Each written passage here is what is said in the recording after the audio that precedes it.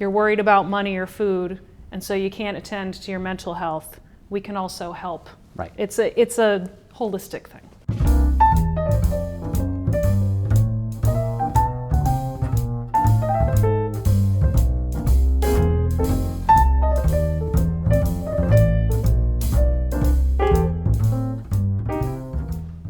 Welcome to Tiny Pulpit Talks. We are glad you're with us. I'm Reverend TJ and I'm Reverend Beth. We are here to talk about something that impacts all of us, and that's mental health. And the reason we're talking about it in a church is because this church cares about your mental health, every single one of you, and it cares about all of your wellness. But mental health is a particular thing because it has a very long history of shame.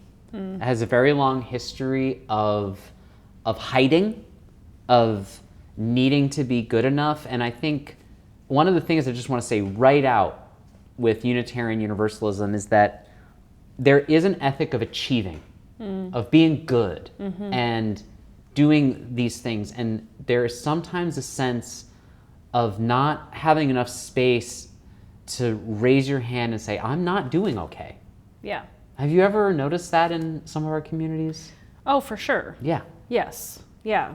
It kind of makes me think of the affirmation, it's okay to not be okay. Yes, it's okay not to be okay. We all need to hear that sometimes. Maybe we should change the affirmation one Sunday and just say... Different kind of affirmation. Let's all say, it's no, but it's real. And I think that there's a lot that is different about our church than many other churches, but I think there is something about religious communities being so focused on progress and what's next and the thing that there sometimes can feel like it's a bit of a push or to not pause and say that. And one of the things that worries me about it is that sometimes what happens is people just stop coming. Right, because they feel bad. Right. Because they're not doing enough. Right.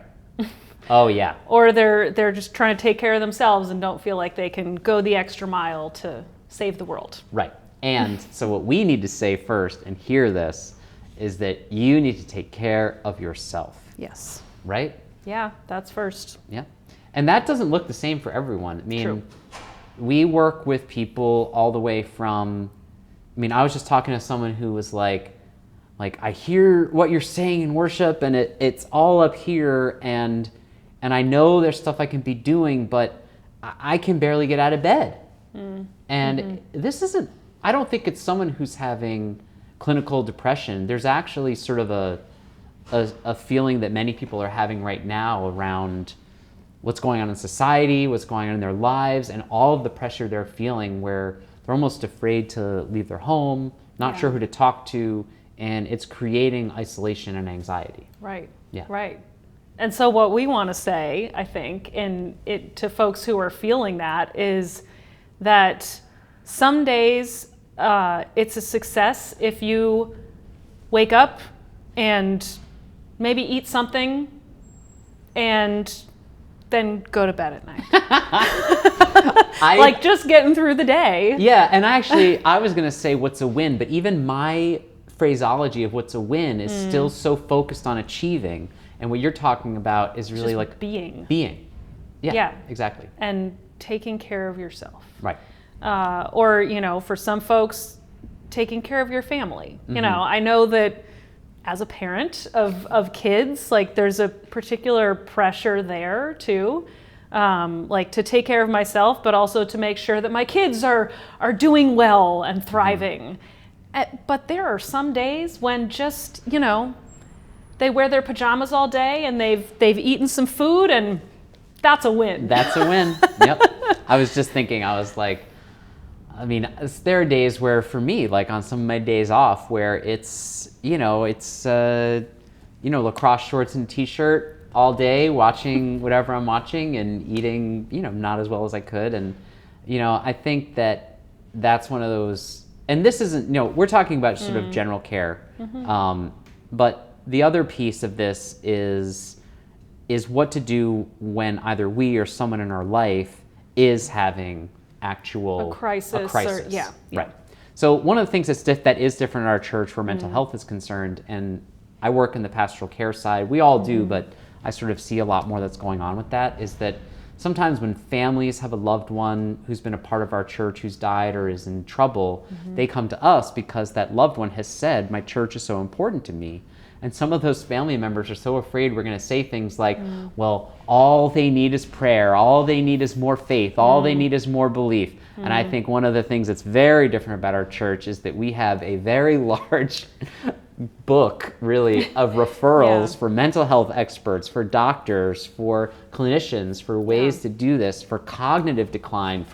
We believe as a faith in science, in learning, in medicine, and in having those resources for people. Sure. And spiritual health and mental health are certainly connected, but we don't claim that faith is going to solve all of your mental health crises or challenges. Because that can damage a faith. Yeah, exactly. I know people are listening to this right now who experienced going to a religious leader or going to a faith community and saying, I'm having depression or I'm having a mental health challenge, and being told that their faith wasn't good enough. Right. And poo on that. Sorry. Yeah. I mean, seriously. Right. Being told that you're a failure. Yeah.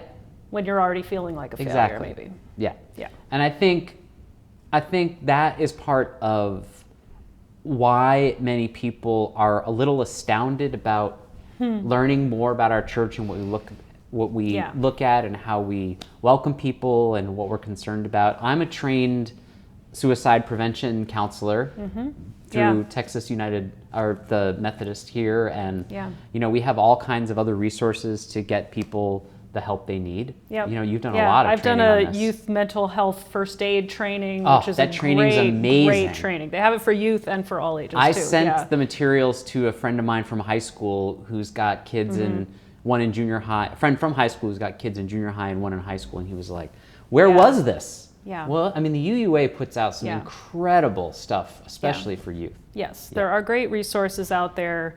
And like you said, we have a lot of resources that we are ready to connect people with. Because sometimes what you need is just some practical help. A professional in some area, some support resources that are going to help you to get through your day, to feel better about life, to, or sometimes it's like to help shore up the other parts of life that can then help you to focus on deeper things like your mental health. Yes. You're worried about money or food, and so you can't attend to your mental health. We can also help. Right. It's a holistic thing, or it needs to be. Yeah. And that is what a community of care that you want to found your religious growth in has got to do for its people. I mean, and this church does it beautifully. I've seen it, over and over. So, So if you're struggling, I think we're going to put some resources, or there's going to be some resources, some links down below to click on, maybe some information about the youth curriculum and some things like that. So just look down below, and if you're struggling, reach out to us. We want to know this church is here, not just the faith, but we're real people who have been through real things, and we are here to help. We understand, we have seen the gamut.